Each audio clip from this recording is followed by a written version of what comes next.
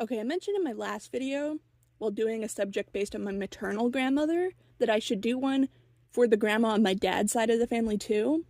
I wasn't really sure what to do to capture a specific memory or personality trait for her, so I ended up just vaguely mixing a bunch of different inspirations and memories. To start, it's a dinosaur, because those are the toys I remember playing with the most while there as a kid. It was a Super Mario themed toy box, and inside there was tons of plastic dinosaurs. I remember loving it, and it's led to a quest in my adult life to get as many unique plastic animals like that to someday add to my own toy box. I don't plan on ever having kids, and I'm not gonna really play with the plastic animals myself as an adult, but nowadays I do have nephews and a new baby cousin, so it would be cool if they could remember and associate the stuff with us the same way I remember and associate it with my grandma. Every time I see a plastic animal figure, I also remember being exposed to Jurassic Park for the first time at her house when I was a really small kid. Luckily, I got scared enough to turn it off because I was like a gigantic baby and it very well could have ruined dinosaurs for me. She had a whole collection of VHS tapes and the designated machines to play them. I remember she had a shelf of them hanging from a door in one of her spare rooms, and I got to sometimes pick one out to watch, and I had, in fact, scared myself with some of those before, notably E.T. I could not watch E.T. The little alien guy, for some reason, just absolutely freaked me out, and in addition to the plastic animals, she also had some vintage toys. I remember she had an entire tin bucket full of old Happy Meal toys, but she also had a small little E.T. figurine, and I remember being absolutely horrified by it.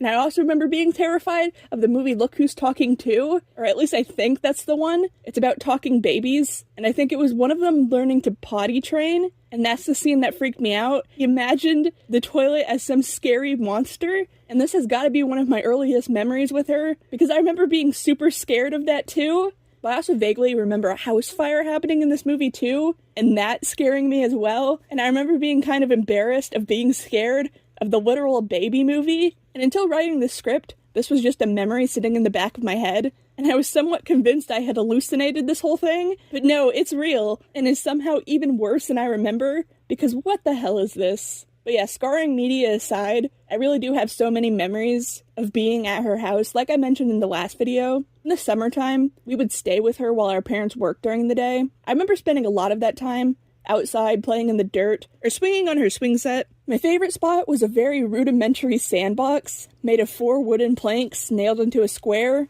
and filled with sand. I don't even think there was a liner in the bottom, because anytime we would dig little ponds for our little worlds and fill them with water, they would drain pretty quickly. But she also had like a little castle toy in there, and between that and the aforementioned plastic animals, it was enough to make a little story and world, and I would spend hours in the morning out there. It's actually the first time I remember hearing and taking note of that classic nostalgic sound of a morning dove call.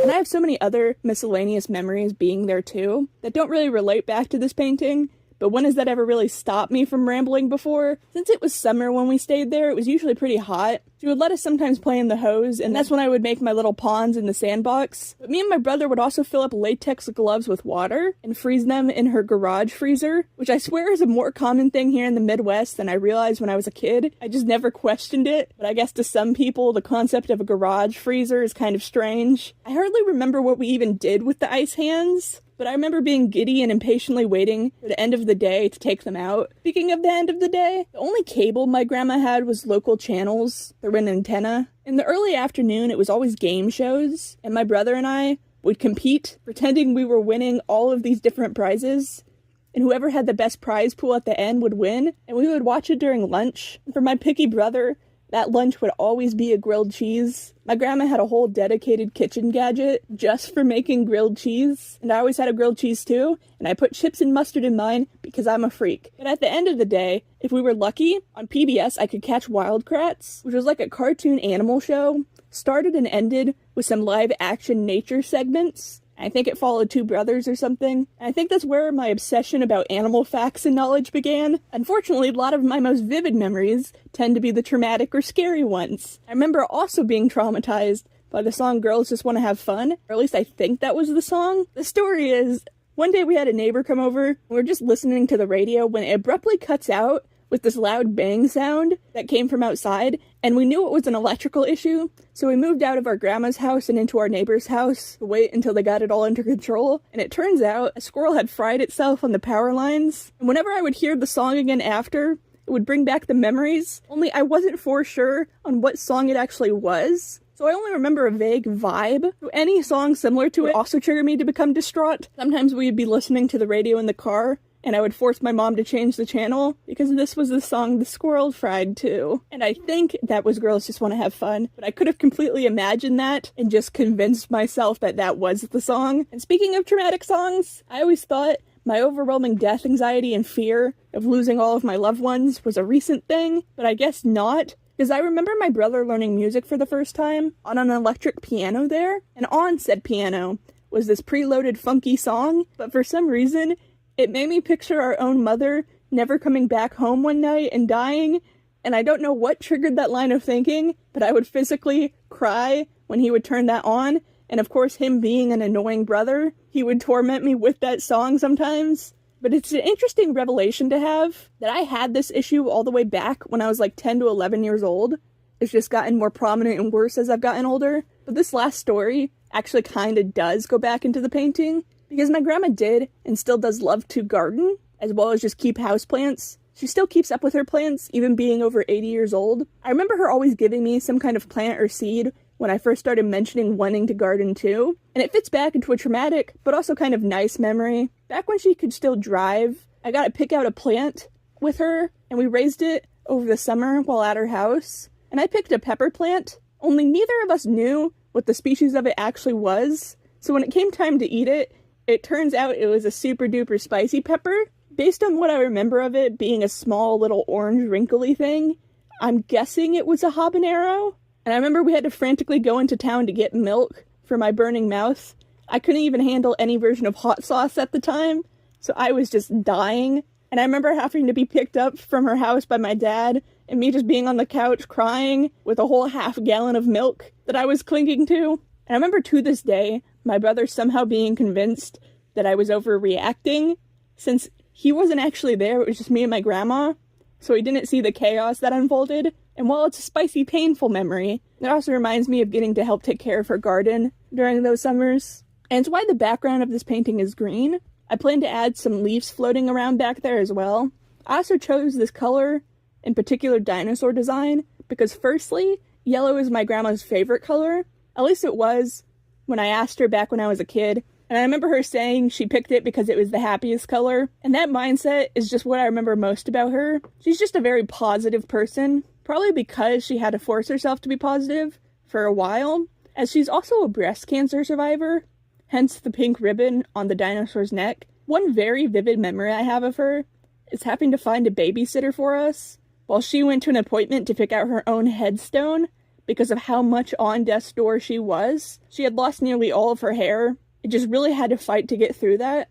I remember it not being so bad, minus a bit of death anxiety. She never really showed it or acted like something was ever wrong or that she was worried about it. And it made child me remember it as not being so bad, but recently I found some old printed out photos and she used to look so much worse, like an actual skeleton in those pictures. But she's still alive, and 10 plus years later, she looks so much better. Even being visually older, she somehow still looks healthier than those earlier pictures. But that positivity resulted in one of my all-time favorite photos of her. Just a few years ago, she was showing me around her house, and we were going over the old toys I used to play with, including the plastic dinosaurs. I even found one that was able to open its mouth, and I remember, because we had made it take a bite of Play-Doh, and that jammed the mechanism, and it was still stuck in there to this day, and now it just had turned into a hard puck stuck in its mouth. But she came across one of those octopus plush that are able to be flipped inside out between a happy and angry face. And I got excited and told her about its ability to have two expressions. And she explained to me that she already knew that and just wanted it to stay happy. And in fact, she was unwilling to let it sit in angry mode, even just for me to show her for a second. And that's just so sweet and definitely indicative of her personality. The dinosaur design itself is loosely based off of one of my all-time favorite dinosaurs. It's this one that looks like it has the tail of a ring-tailed lemur, and I just always enjoyed the way they looked. As a result, when I was in science class in like sophomore year of high school, we were asked to do a PowerPoint slide project on any dinosaur species that we got to pick, and I picked this dinosaur, mostly just because of how it looked. But this particular species is also notable because it's the first species of dinosaur they were able to actually verify the coloration of. And that's a cool fact I only found out about recently. But I love patterns and stripes, so it works well with my style too. And I also gave it a feathery mane with 2 long feathers on the side of its head that are supposed to look like ears.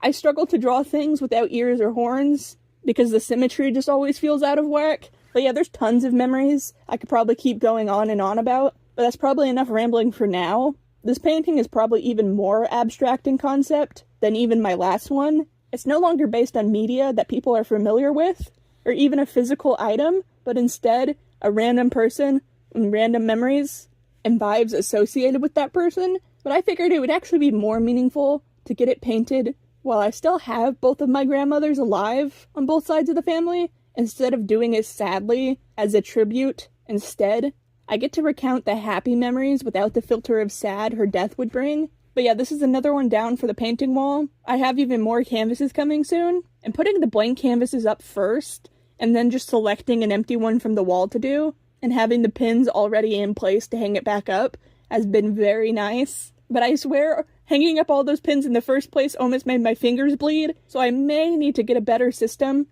going to hang these up.